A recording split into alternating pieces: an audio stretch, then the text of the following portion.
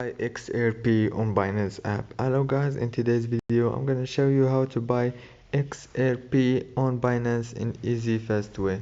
So first thing you do is you go to Binance app, and as you can see this is the home page.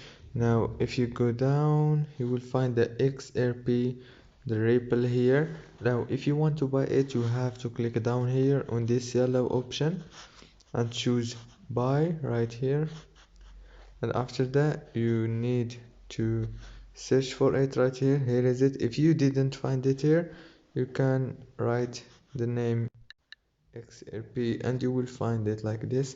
Then click on it, and now you need to choose the amount of money that you want to spend on this crypto.